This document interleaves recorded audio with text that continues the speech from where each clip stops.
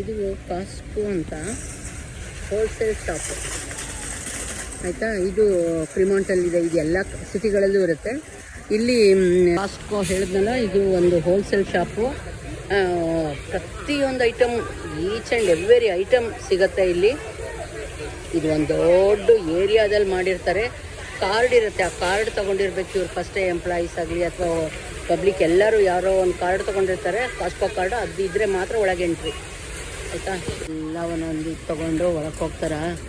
ಇಡೀ ಒಂದು ಟ್ರಾಲಿ ಬರ್ತಿ ತುಂಬ್ಕೊಂಡು ಬರ್ತಾರೆ. ಇಡೀ ವಾರಕ್ಕಾಗೋಷ್ಟು. ಅದು ಏನು ಕಡಿಮೆ ಐಟಮ್ಸ್ ತಗೊಳ್ಳೋಂಗಿಲ್ಲ, ಎಲ್ಲ ಮಿನಿಮಮ್ ಬಲ್ಕಾಗಿ ತೊಗೋಬೇಕು, ಟಿನ್ಗಳು, ಕ್ಯಾನ್ಗಳ ಥರ. ಹಾಗಾಗಿ ಕಾರ್ ಪಾರ್ಕಿಂಗಿಗೆ ನೋಡಿ, ಇಲ್ಲಿ ಕಾರ್ ಪಾರ್ಕಿಂಗಿಗೆ ಕಾಯಬೇಕು ಕಾಲು ಗಂಟೆ. ಅದರಲ್ಲೂ ವೀಕೆಂಡಲ್ಲಂತೂ 10 ನಿಮಿಷ, ಕಾಲು ಗಂಟೆ ಕಾದು ಬರಬೇಕು.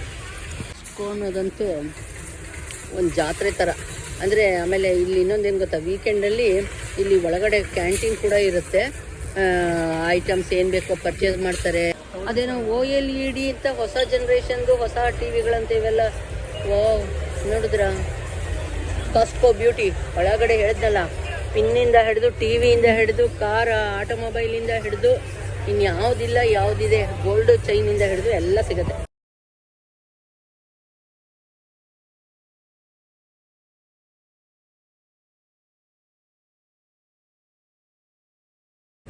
ಕಾಸ್ಕೋನಲ್ಲಿ ಬೊಕೇಸ್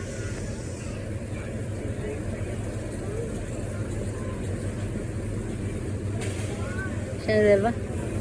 ಎಲ್ಲ ಇರುತ್ತೆ ಕಾಸ್ಕೋನಲ್ಲಿ ಬೊಕೇಸ್.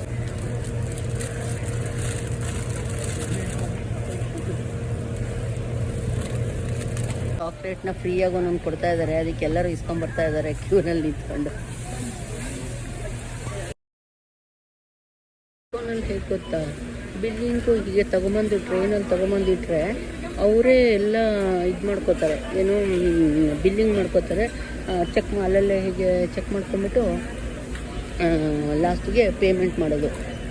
ಅಲ್ಲೇ ನಾವು ತೆಗೆದು ಕೊಟ್ಟು ಎಲ್ಲ ಇಲ್ಲ, ಅವರೇ ಅಲ್ಲೇ ನೋಡಿ ಆ ಥರ ಅಲ್ಲೇ ಮಾಡ್ಕೋತಾರೆ. ಆ ಥರ ಕಾಸ್ಕೋಗೆ ಮೆಂಬರ್ ಆಗಿರಬೇಕು, ಕಾರ್ಡ್ ಇರಬೇಕು. ಕಾರ್ಡ್ ಇದ್ದರೆ ಮಾತ್ರ ಒಳಗಡೆಗೆ ಎಂಟ್ರಿ, ಇಲ್ಲ ಅಂದರೆ ಯಾರಿಗೂ ಅಲೋ ಇಲ್ಲ.